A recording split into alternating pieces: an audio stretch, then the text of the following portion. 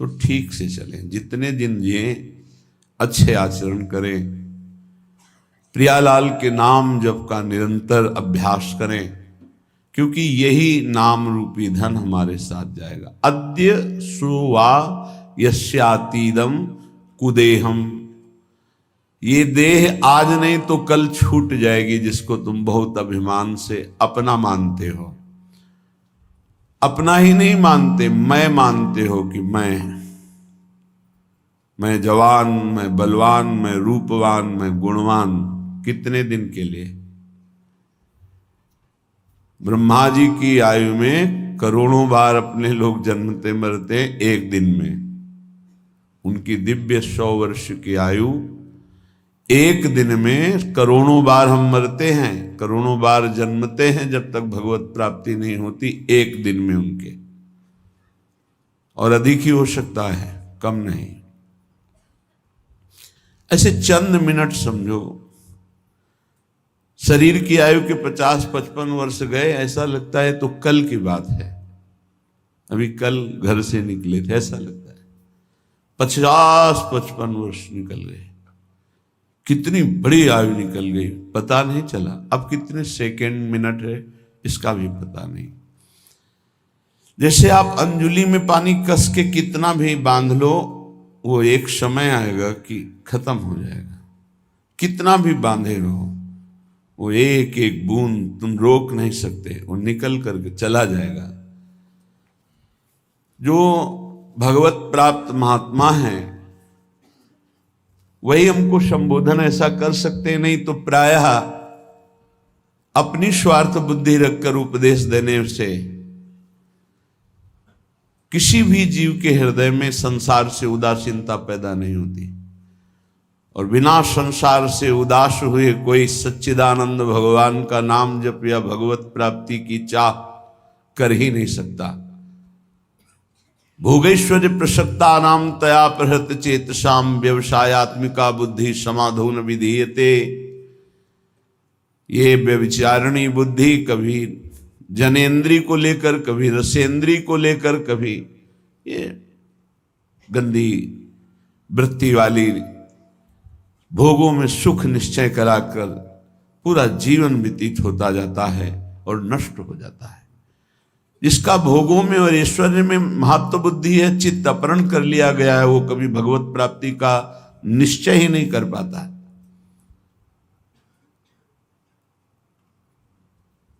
इस मार्ग में उपासक को पहले स्वीकार करना होगा कि मुझे मरना है, आज नहीं तो कल। कौन स्वीकार करता? जानते सब हैं। गांव में जब किसी का शव ले जाते हैं तो घाट में बैठकर उसके परिवार वालों को समझाते हैं, रो मत भाई, सबको जाना है, आज ये गया कल और जाएंगे, सबको मरना है, रो मत। रोना ठीक नहीं। कितना बढ़िया ज्ञान उसको। फिर वही, क्या वो सोच पाता है कि मेरे को भी जाना है? तो जो रास्ते में बोलते चले आए कि राम नाम सत्य है, गोविंद नाम सत्य है, गोपाल नाम सत्य है, तो हम उस सत्य को निरंतर रटें, पर नहीं, वो केवल एक व्यवहार मात्र होता है। संत जन कह रहे हैं, भाई रे तेरी अवधि बीती जाए, हर समय स्वस्थ नहीं रहोगे। अभी एक रास्ते में दर्शन हुआ, उनको लीवर में कैंसर है, खड़े नहीं हो पाए, लोग पकड़े हुए थे, अश्रु, विषाद, घोर दुख। अब क्या होगा? अब क्या होगा? क्या साधन बनेगा? चलो, बुलाया वृंदावन ने, 2-4 बार सामने खड़े होके राधा बोलो, राधा राधा, ये उनका कल्याण का काम हो गया। चिता लग चुकी हो और वहां नाम कीर्तन करके अगर किसी संत महात्मा की दृष्टि पहुंच जाए तो उस जीव का कल्याण हो जाएगा। जिसकी चिता, अगर कहीं महात्मा बैठकर भजन किया है और वहां कोई थोड़ी देर भी बैठ गया है, उसके निष्पाप की स्थिति आ जाएगी, पाप नष्ट हो जाएंगे। बड़ा महिमा प्रताप है। तुम गर्भ में भूल रहे हो कि तुम्हारा शरीर स्वस्थ है, तुम जो चाहो भोग सकते हो, जो चाहो कर सकते हो। भूलो मत, तुम्हारी प्रतिपल आयु कम हो रही है। भाई रे तेरी अवधि बीती जाए, अंजुलि जल घटत जैसे, तारे ज्यों पर भात, श्वास पूंजी गांठ तेरी, सो घटत दिन रात। भाई रे तेरी अवधि बीती जात। ए भाई मेरी बात मान लो, तुम्हारी आयु जा रही है। अंजलि में जैसे जल कितना भी पकड़ो खत्म ही हो जाएगा। जैसे प्रभात काल में तारे तेजहीन हो जाते हैं, ऐसे ही तुम्हारी आयु, तुम्हारी कीर्ति, तुम्हारी संपत्ति, तुम्हारे परिवार, कोई तुम्हारा साथ नहीं देगा। सब छूटेगा, सब एक साथ, एक झटके में सब खत्म हो जाए। तुम केवल अकेले जो पाप पुण्य किए बस वो तुम्हारे साथ, ये दोनों पाप पुण्य बांधने वाले हैं। एक केवल नाम ऐसा है जो आपका परम कल्याण, नाम रूपी धन लेके जाओगे तो ब्रह्मा भी नमस्कार करेंगे। न्यायाधीश धर्मराज के दरबार में तुम्हारे न्याय की जरूरत नहीं पड़ेगी। नाम जापक को धर्मराज के पास जाना नहीं होता, उसका न्याय स्वयं श्री हरि के दरबार में होता है। वो चाहे 10-20 बार ही नाम क्यों न लिया हो, ध्यान रखना। यदि 10-20 बार नाम सुरक्षित रख सके, वैष्णव अपराध न करे, निंदा न करे, तो 10-20 बार का नाम ही उसका परम कल्याण कर देगा। तुम्हारी गांठ की अमृतमयी पूंजी नष्ट हो रही, श्वास बहुत खतरा है। ये श्वास जो बहुत आराम से ले रहे हो, एक दिन ऐसा आएगा ये श्वास नहीं ले पाओगे। जो आंख से देख नहीं पाते उनसे पूछो, उनको लगता है आंख वाले कितने सौभाग्यशाली हैं, सब देख पाते हैं। जिनके कान की श्रवणेंद्रिय शब्द नहीं सुनती, उनको लगता है कितने सौभाग्यशाली हैं जो सुनते हैं। तुम देख रहे हो, चल रहे हो, सुन रहे हो, बोल रहे हो, खा रहे हो, स्वस्थ हो। अवसर है भगवत प्राप्ति का, बाद में पछताना होगा। ये अवसर है, तुम्हारी श्वास की पूंजी नष्ट हो रही है। जो श्वास नाम में गई वही सार्थक नहीं, सब बेकार, सब बेकार। लाखों बार भोग भोग लो, हर भोग, लेकिन फिर भी वही भोग तृष्णा। क्या माया का खेल है। लाखों बार भोग लो, फिर लगता है एक बार भोग करके देखो कितना सुख मिलेगा। यही मन, यही बुद्धि, ये खा के देख लो, ये देख लो, ये सूंघ लो, ये भोग लो। ये ठग हमारी श्वास रूपी पूंजी को नष्ट कर रहे हैं। हे भाई, जो श्वास चली गई वो दोबारा नहीं आने वाली। इसमें संत जन श्वास का लाभ ले पाते हैं, चाहे वो गृहस्थ संत हो या विरक्त संत।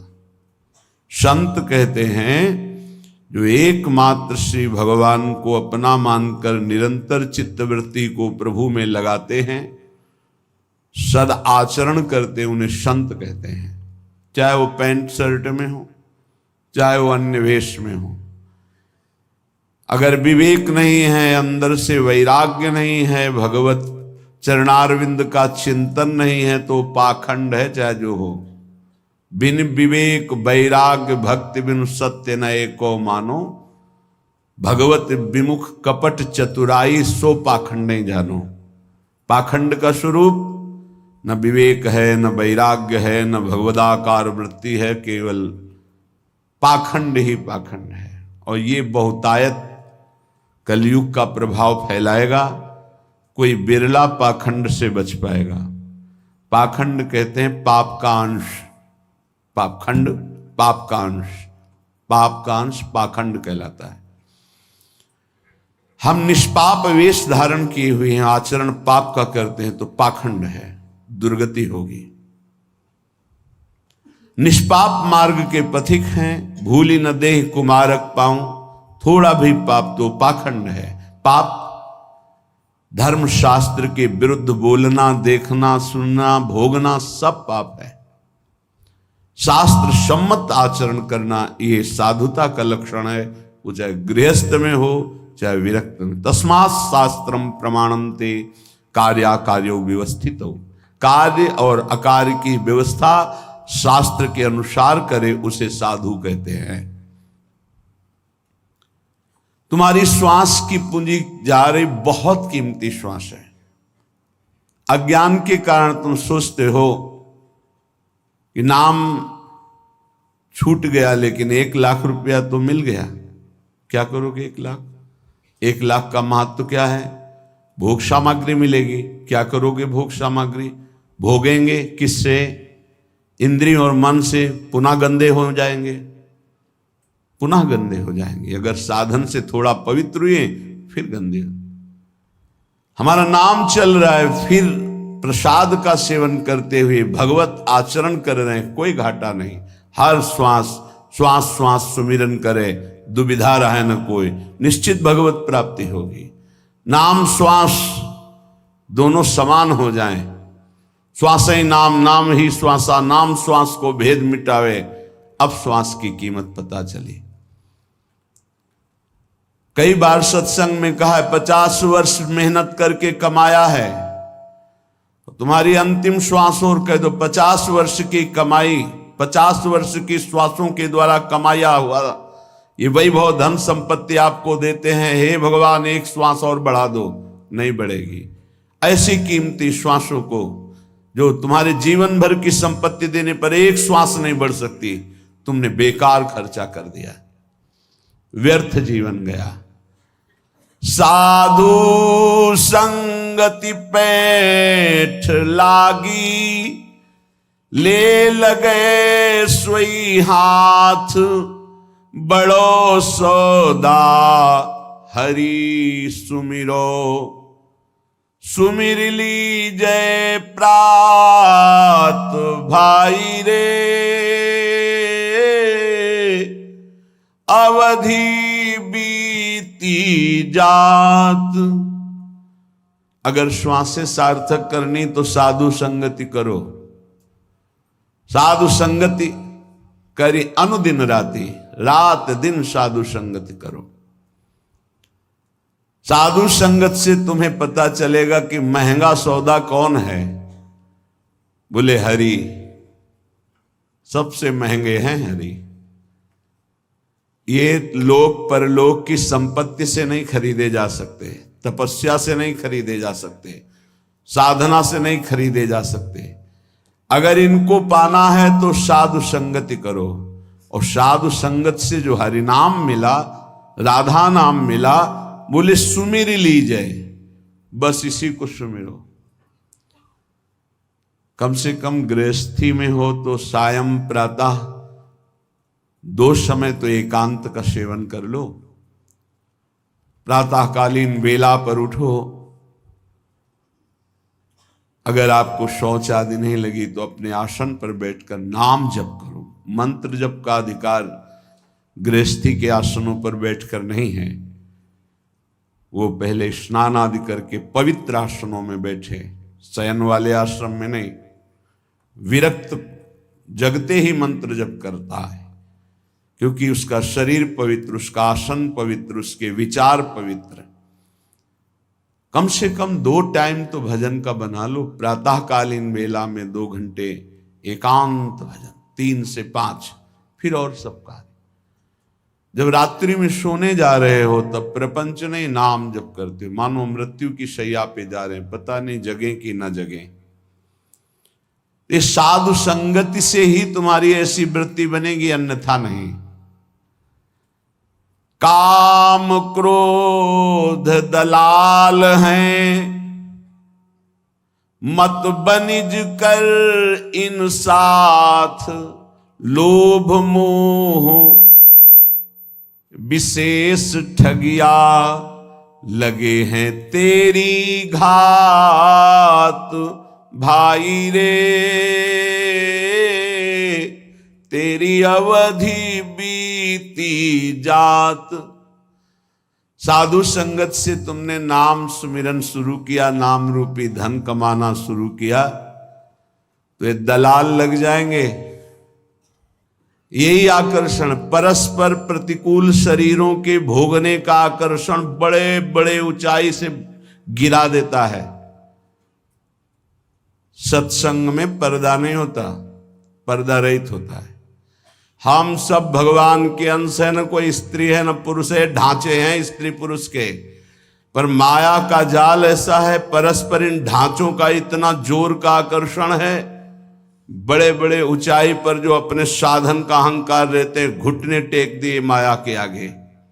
अगर बचा कोई तो दैन्य और भगवत आश्रित उनकी रखवारी भगवान कर लेते हैं, गिरते गिरते बचा लेते हैं, गिरे हुए को उठाकर ऊंचा उठा देते हैं। एक काम क्रोध ऐसे दलाल शब्द का मतलब बहुत मीठा बोलकर अपना बनाकर फिर गांठ का धन ले लेना। सुधामयम वाचो कामिनाम रसवर्धनम हृदय क्षुरधाराभाम।